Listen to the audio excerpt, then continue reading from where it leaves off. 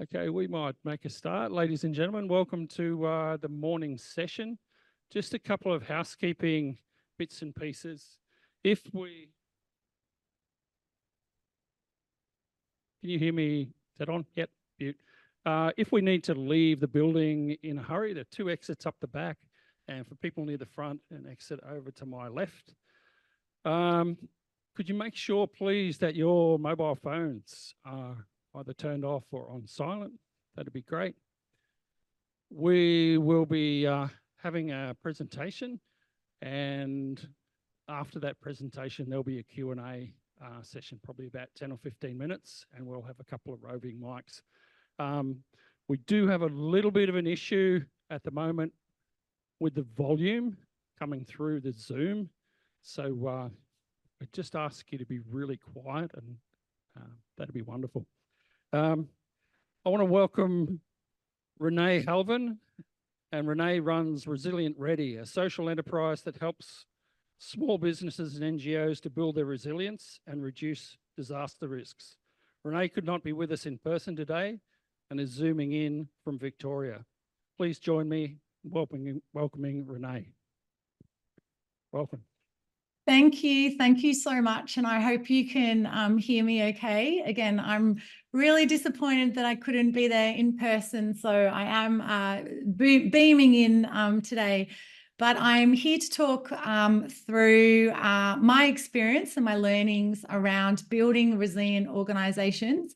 And having worked with many businesses and not-for-profits in developing some of our tools about 3 or 4 years ago, again, it's great to be able to reconnect with people in community organisations up in your region. So thank you for having me.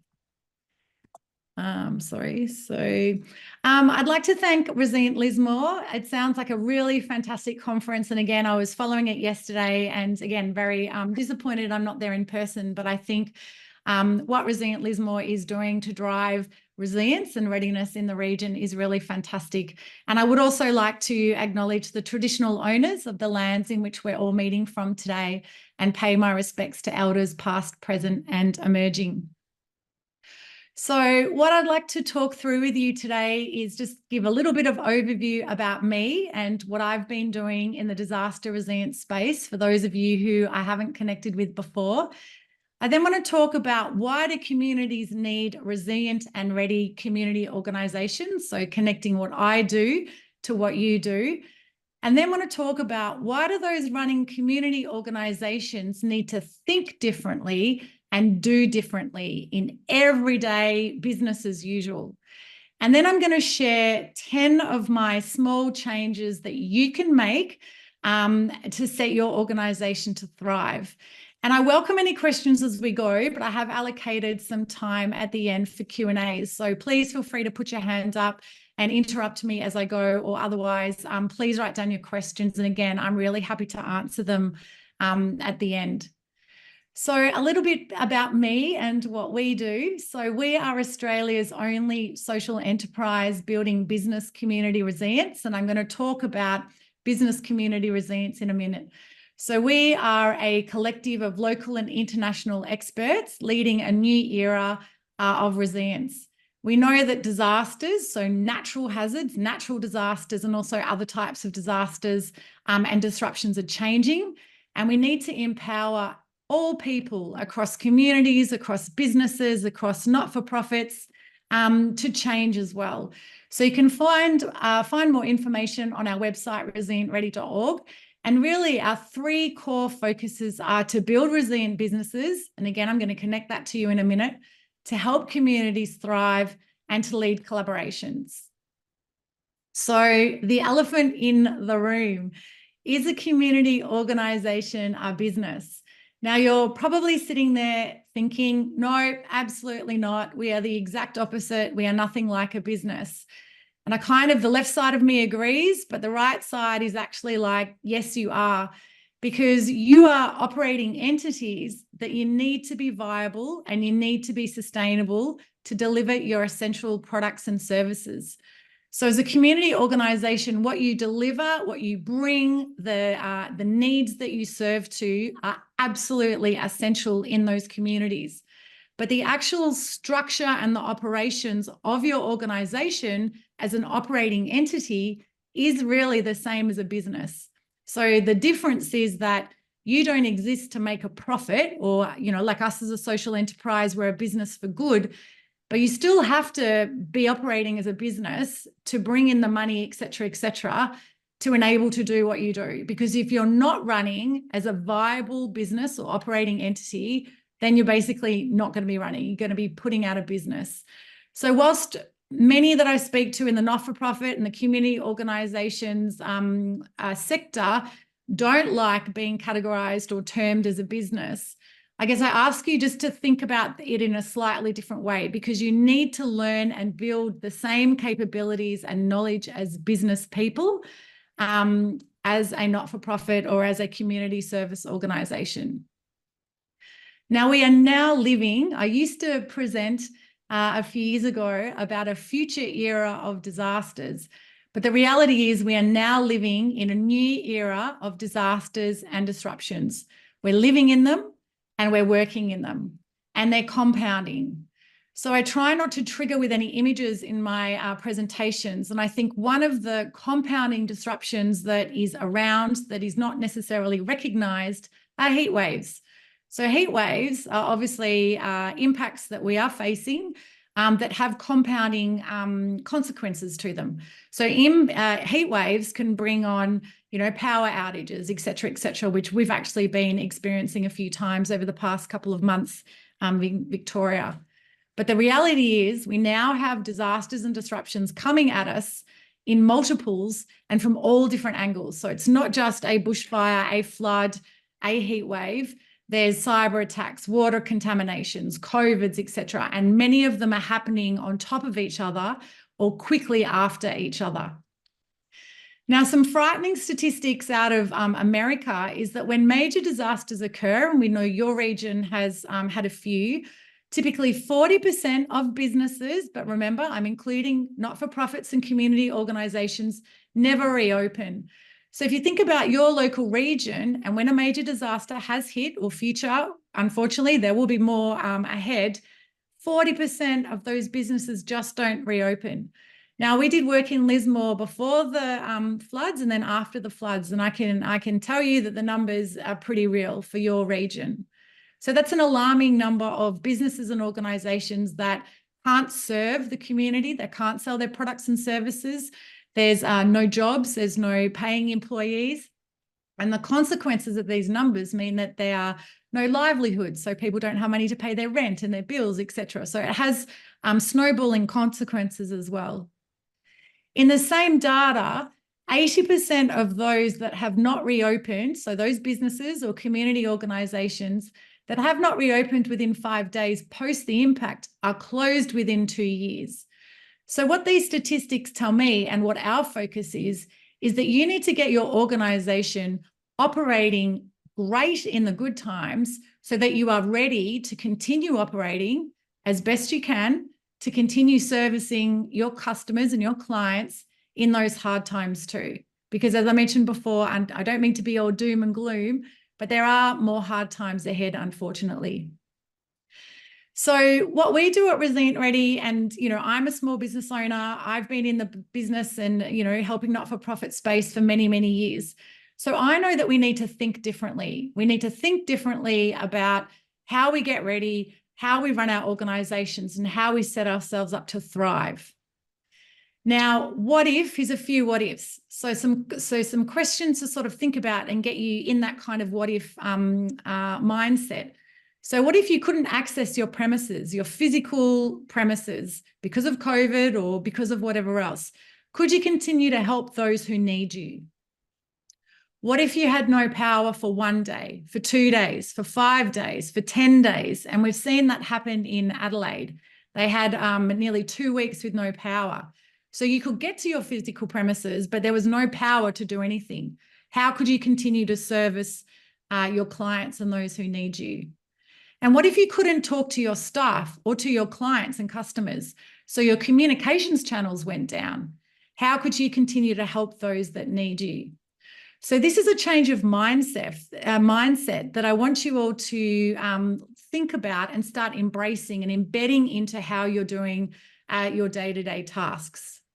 Because what I'm trying to do through our programs is transition your mindset and drive some very small behavior changes to take you and everyone who's working in your organizations or across your wider community from being uninformed to being empowered. And here are some of the things, I won't read through them all, but here are some of the mindsets that are pretty typical. It won't happen to me.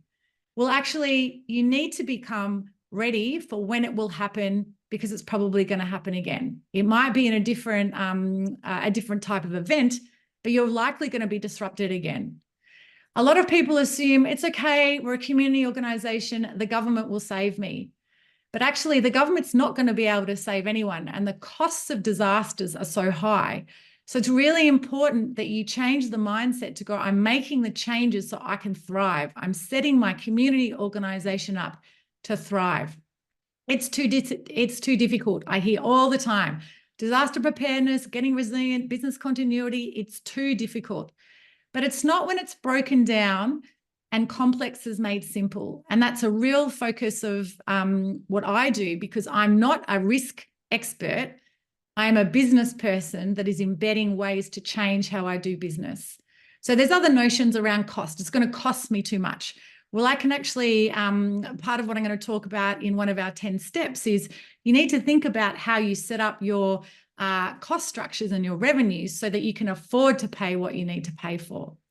So again, it's a mindset of how we need to move from that kind of train of thought, I don't need to worry about it, it's not going to happen to me, to actually, you know what? I do worry about it. I think about it. I'm empowering myself, and I know that we're going to be okay because we have taken steps to mitigate and reduce and to get future ready. So as well as thinking differently, we also need to start doing differently. Now, I want you to put your hand up like our little friend here. If you have within your community organisation, if you've got an organisation or a risk and resilience, a team or a person who is driving risk preparedness and disaster resilience in your organisation. And I can't see very well. There's a couple. Okay, great. Fantastic. That's awesome. So they are your core person, obviously, to be driving, and I'm hoping embedding it across your whole organisation. A lot of organisations I speak to, though, don't have that person. Now, at Resilient Ready, our focus is driving a new approach to getting you to think differently and building your resilience in 5-minute intervals. So it's called micro-learning. So most organisations, particularly in the community space we speak to, you don't have the time or the skill set or the inclination to be completing 40-page business continuity plans or getting right into the risk terminology. But what we do is 5-minute intervals, because I know that you can spend 5 minutes a day, a week, a fortnight, thinking differently, and most importantly, doing differently, to embed subtle and small changes into your organisation for the better. So I'm going to take you through 10 changes to set your community organisation to thrive. So we've got hundreds, but here are the top 10 that I think are most relevant to your organisations. Start with, why does my community need me? I think so many organisations, particularly in your sector, you get so entrenched in delivering the outputs and the outcomes and delivering the services. But take a step back to spend 5 minutes talking, you and your team, and listing down all the reasons why your community needs your organisation to thrive. And then put it up, put it on the wall where your employees are, put it in the wall where your clients can see it. Because that is really, I guess, the essence and the foundation of why you need to get your organisation resilient and ready so that you can deliver those products and those services to your community who needs you to. The second one, the 80-20 rule. So the 80-20 rule is, I guess, a business efficiency formula, and it's called the Pareto principle.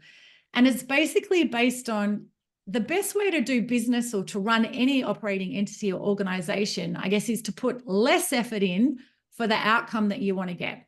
So if it was the other way around, you'd be putting all day in to get just a little bit of outcome.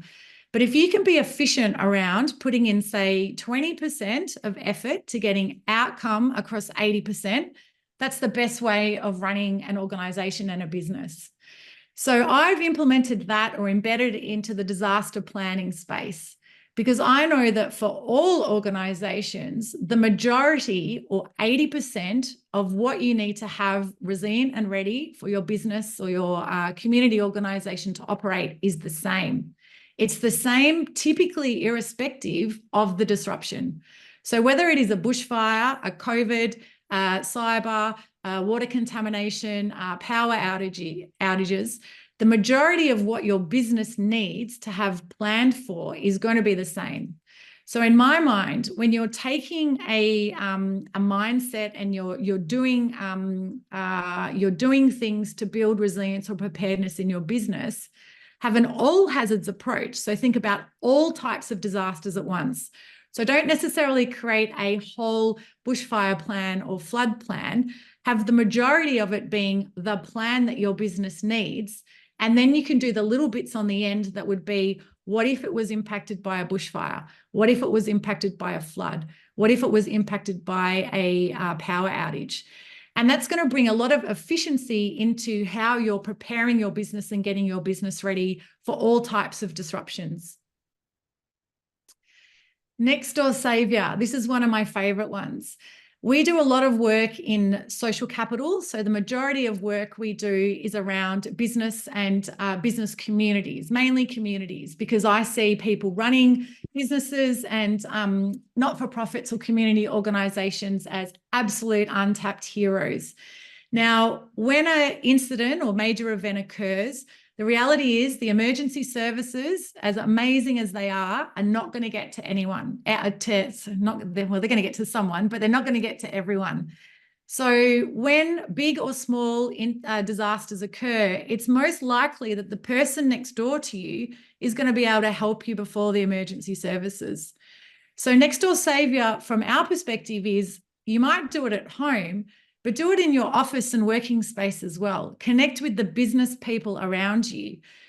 We do a lot of work with Professor Daniel Aldrich, who some of you might know from his social capital and social infrastructure. And the work that he has is that connected communities are more resilient than affluent communities. And in Japan in particular, he's done a lot of work with communities whereby they have like wheelbarrow races, and they all do their scenario training to get up to the height they need to for if a tsunami comes, whereby they have wheelbarrows and people in the community come together. They put the elderly and the young in the wheelbarrows and they wheel people up the hill to where they need to get to. That has been proven as a really effective disaster planning and disaster resilience initiative. Now, I'm not saying grab the wheelbarrows and put your business person next door in a wheelbarrow, although you might want to. But I think it's a really good action to do before disasters occur. So connecting with your business neighbours and your community neighbours next door, whoever's next door to your organisation, before the disaster or disruption. So it's an often untapped aspect of business continuity and business resilience. But if you know those people next door, then they're going to be able to help you when you need it most. And I think there's a lot of research as well that there are less loss of life in disasters when there are stronger connections as well, because people know who's next door. Oh, they might be in there. They might have difficulty, getting out, or they need accessibility issues, etc. And I guess it evolves into your client bases as well, but more so from the actual operating entity that your organization is. Connect with those around you is one of our really key and early small steps of change to make. Now, I come back to the image that I shared at the start around your organization and how your community needs you. And I purposely use the same image because I'm connecting it into your essential operations. So again, you're a community organization that's helping your clients and those who need you most, but you are an operating entity. And it's really essential that you know what is essential for your community organization to operate. So within each of these different colored strings, you can look at them as your finance, your governance, your marketing, your service delivery, your assets, your electricity, et cetera, et cetera. And if one of these essential areas of your business was broken, would that mean that the whole attachment of your organization would fall apart? So there'll be some components of your business, like marketing might not be an essential operation of your business. It's something you do, but it might not be essential. Customer communications or client communications might be an essential part, and I would argue is an essential part of your business, or team management, or payroll, etc. So it's really important that you spend some time thinking about, for your community organization, what are the essential parts of our organization. Protect them, understand them, know to what baseline you need them for, and then what is your plan B? Because if they have to be operating, or if they have to be part of the operations that your business needs to do what you do, you have to have a backup plan, you have to have an alternative plan, and you have to understand the consequences of what happens when one of them is broken. So potentially your operations fall apart, because again, you want to be delivering your services to your community. And this extends to information. So every organization has essential information, whether they're policies, procedures, contact lists, passwords, client data, etc., that you need to access. So auditing your essential information, again, you can use the same image as I had on the previous slide. What are all the essential bits of information that your organization needs to have access to? And the one that I hear most is people go, it's fine, it's all on my computer, and it's on my laptop, and all my passwords are there. So as long as I've got my laptop, then I'm absolutely fine. Except I left my laptop at the office last night and COVID shut our front door, so I can't access the laptop. So I have no logins, and I have no passwords, and I have no backup. So thinking about how can you set up, and again, having a plan B or multiple access avenues, and how can you source in trusted? So you want trusted means as well, because we definitely want security, but how can you set up so that that essential information can be accessible when you need it? Linchpin. So right at the start of Resilient Lismore, Ellie, without doubt, was the linchpin.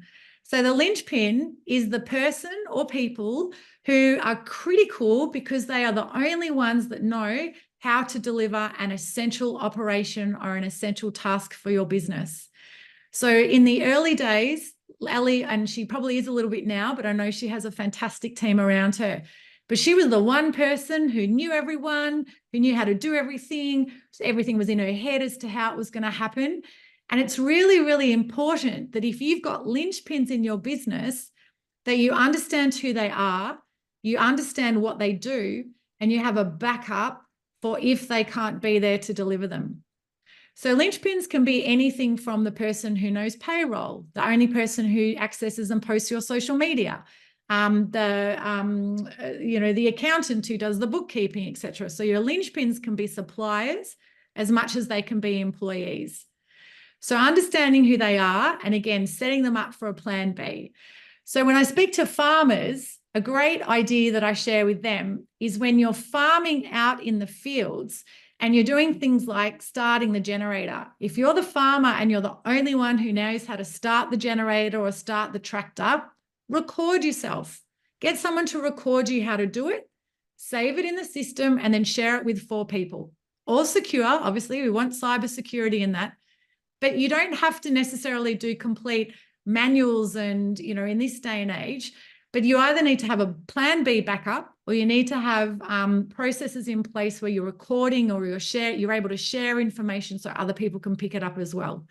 Because linchpins are fantastic for when they operate, but they are a massive risk to an organization if they aren't able to come in, or if they're unexpectedly off work. So for my own business, I was also the linchpin for a very long time. But 2 years ago, I removed myself. So my business can run and operate without me, the vast majority, of information is accessible and how to do. We have how to do videos on basically everything, which means for the majority, and we have a process and a policy whereby if you do anything or something changes, you have to redo the video and put that new video in so anyone else can find the information as well. But particularly for community organisations, understanding who your linchpins are and reducing the risks associated with those linchpins is a really key part of getting a resilient and ready outcome. So revenue streams, money. So community organisations, as I've mentioned before, I get it, you are not for profits and you're not there about the financial capacity or making a profit. However, every operating entity, including community organisations and businesses, really you should have at least 3 revenue channels. So if your organisation is 100% reliant on government funding or grants or donations, then you're at risk. Because if for whatever reason that grant doesn't get run again next year or the government funding gets redirected, then your business and your services obviously won't be able to continue. So the best outcome is to have at least 3 different channels of revenue or income coming in that ultimately are sort of a third, but at least at a minimum, they can all cover your baseline operating costs.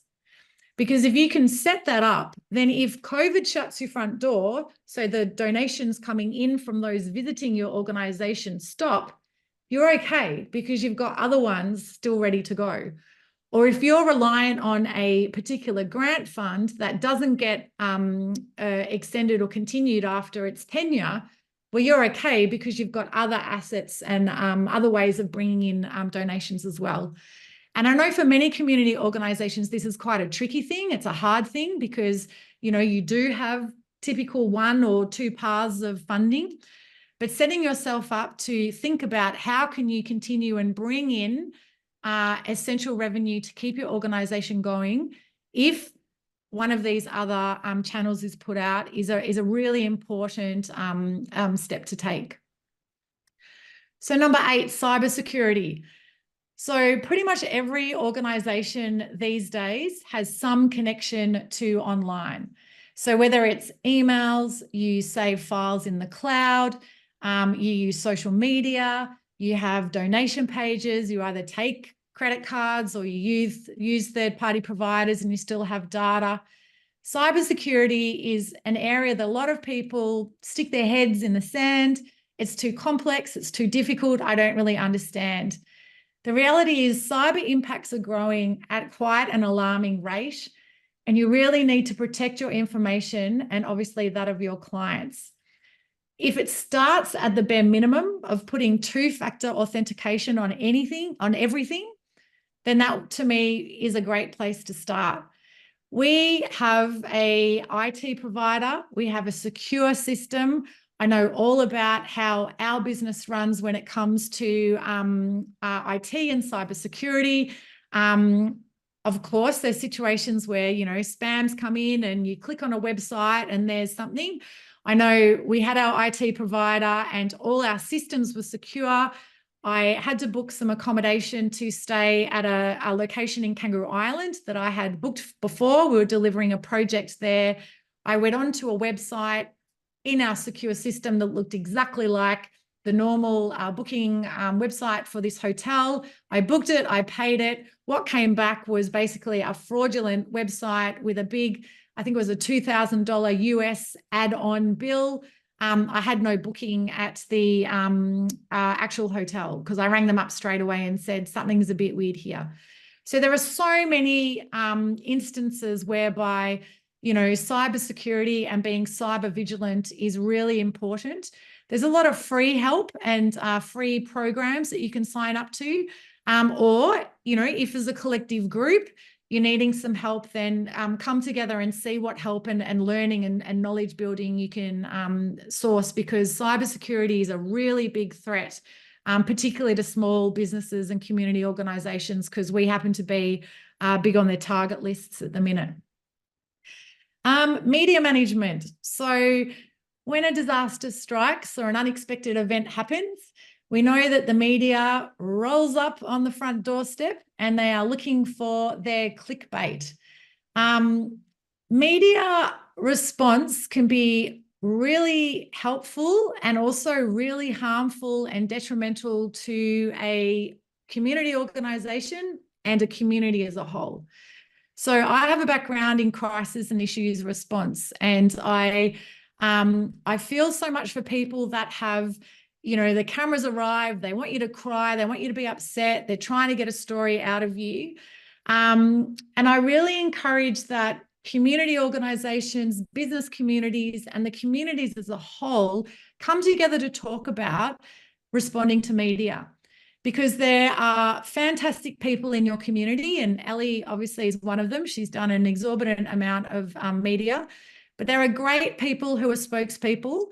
And I think having a community-wide approach, and I guess even a policy or just a how-to in terms of responding to the media is going to be helpful, because the last thing that you want to do when a disaster occurs is to be saying the wrong thing that gets broadcasted, because that can have really negative impacts on the reputation of your organization, which then can have consequences on future funding, etc., and the trust that your clients have in your organization as well. So if you can come up with a spokesperson or a process, I like to think that some in the media are respectful and considerate. So I think it's okay even to have your own response. You know what, we're dealing with this at this time. Can I respectfully ask you not to film or not to interview me, but please reach out to these people, or create some little cards or something that you can hand out so that you can respectfully ask them to go in a different direction to get what they need so that you can do what you need. But media management is an area that's often not included in, I guess, business resilience and organizational resilience. But from the reputation and the operations and, you know, the viability and sustainability of an organization, including a community organization, it's a really big risk that can come to your organization. Don't get me wrong, in the good times, there's nothing better than free PR and free positive media. But getting ready for those hard times and difficult times is an area that I really highly recommend for your local community to focus on.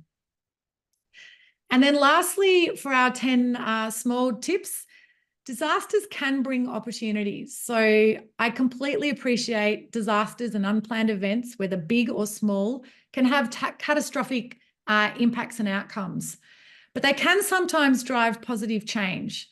So when you're planning your resilience to disasters or disruptions, think of what opportunities that there might be. So relating to your business operations or your infrastructure or your people and your networks. If you're starting to think a bit differently around how your business can get ready for a disruption, and you're having those what if scenarios, think about, well, what if there was something that happened today in the good times that we could also service with this change, or we could deliver with this change, or we could run our recording differently from this change? And I think some good examples are, and I'm not going to use the word, I'll say it, pivot. I hate the word pivot. But during COVID, there were a lot of like winery and gin distillers who became sanitizer production lines, because they had the assets, they had the infrastructure, there was a demand.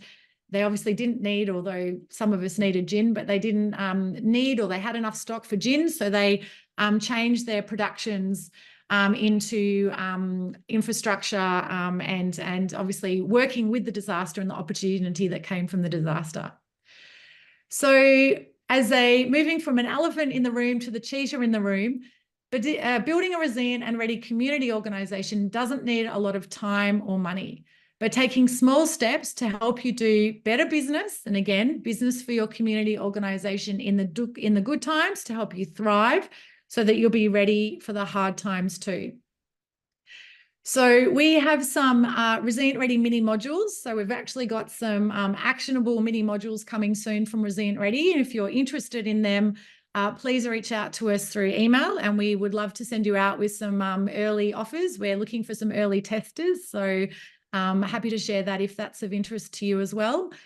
And great time. We've got 10 minutes left, so welcome any questions from anyone.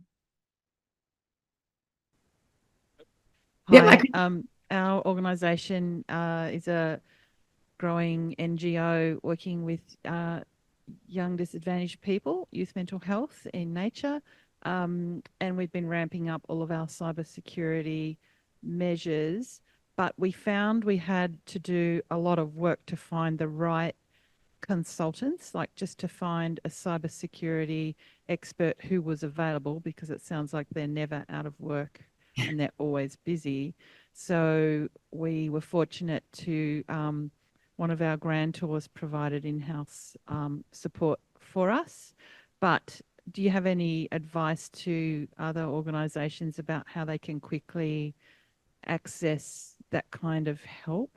Or, you know, apart from starting with 2FA, what are the other small steps they can take? Yeah, I mean, so cybersecurity is an area that is, going through the roof. And you're right, you need to find someone who can understand your business. So we aren't the experts to sort of do the deep dives, but if you connect into so even Business New South Wales, like Jane Laverty is an amazing leader in the space up there. So Business New South Wales obviously predominantly focus with businesses in part of business chambers and whatnot. But again, it's the same thing. They're operating entities as well. So a bit like when people ask me for, they want deep dive help on, say, financial hardship or financial viability, I always recommend the local rural financial counsellors or the people in your communities that are offering those services. And if you reach out to Business New South Wales and Jane's team, I reckon they'll have some local people that will be able to help you. Are there any other questions? Can I ask a question back then? Did you, because I always get interested, what did the 10 steps, were they of interest? Were they relevant? Did you take anything from them? Would you embed any of them into your organizations? I think the lady who just spoke, did you just put your hand up again? Yep. Oh, go. Sorry. No. Oh. Yeah, I found the concept of the 5-minute modules really helpful, because we've been doing a lot of work on emergency management planning and business continuity planning. And when we started, it felt overwhelming to develop a plan, but we've made a lot of headway. But just the idea of just focus on one thing you can focus on in 5 minutes is really liberating. We have been taking lots of small steps, but just to take that pressure off about having to have it all done by tomorrow is also helpful. Thank you. And I think the thing for me, and it goes back to the thinking differently and doing differently, I think there is a bit of focus in the space around you need to have a business continuity plan. And a lot of those plans are about 40 pages. They're very complex. And I'm not saying they're not important, but they then often also sort of sit in digital dust. Whereas I think what we try and do is I want you to think about it, but I want you to make little changes in your organization as an everyday way of doing what you do. So again, it removes the need to change what you do when a disruption or unexpected event occurs. Thank you. That's great feedback. I appreciate it.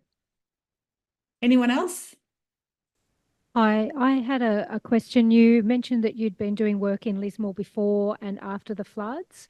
Were you working with sort of different cohorts of the community or business? And did you notice that anything you'd done before the floods had led to better outcomes after this particular event, given it was such an unusual event? Yeah, thank you. So post the bushfires in 2020, we received funding, and we actually co-designed over 12 months with about 10 local government areas, including your region. Our bespoke program, I guess it's called the Business Community Resilience Toolkit. So over 12 months, we created micro-learning modules that we released every 2 weeks. So a lot of what I've shared with you today were identified by local businesses across the region in that 12-month recovery process. So before the floods, we were in that sort of build phase. After the floods, I revisited quite a few people that had been part of that pilot, and they said to me that what they learned after the bushfires, actually prepared them for the floods. So again, it goes back to that, the step of like the 80-20 rule and having that approach that it's about getting your business to operate fantastically in the good times so that you're ready for whatever hiccups to come, because it's the same process, the same knowledge, the same actions really you need to take. And that's why I alluded right at the end, we've got mini modules coming. So I'm breaking it down again, and we've got little one-step kind of mini modules coming out. So like I alluded to the linchpin today. So there's one mini module you can do, identify the linchpin. It's a really simple worksheet. It asks you to write down the task and then write down who does it, who is it. So you can say, these are the linchpins in our organization. And then there's another mini module one that says, well, who's your plan B? Who's your backup? What's your backup process for that linchpin? So again, it's trying to help you take little steps to think different and do different. Hi, my name's Linda and I'm from Social Futures, and I'll be definitely reaching out to you in regards to piloting any of the mini modules with us. But I really liked the way, and I'm wondering whether or not you can sort of mix and match these modules. So the first thing that came to my mind was using that first tool, which is why does my community need me, with each of the different streams and programs within our organization to come up with that essential operations then, because if we actually think about what is the core thing, the essential thing that program may need, the community will need from that program at that point in time, we can get that essential list. Do you find that you end up with correlations like that? Yeah, 1,000%. So we're sitting at about 70 mini modules, and they're all, I look at them as an ecosystem. They're all part of the business. So another great example is your 3 revenue streams can also hook into, say, insurance. So if you're insurance, and I don't want to get into the big deep down topic of insurance, but one revenue stream, or you could find a revenue stream that just covers your insurance. So they all kind of interconnect. So absolutely, and as they interconnect in little steps, you're building the bigger resilience outcome. We might have time for maybe one more quick question, or if not, we might wrap it up. Renae, thanks so much for a fantastic presentation. Lots of practical wisdom, and could you just join me in thanking Renae? Right, thank you. Thanks for having me. Thanks a lot. I appreciate it. And have a great day.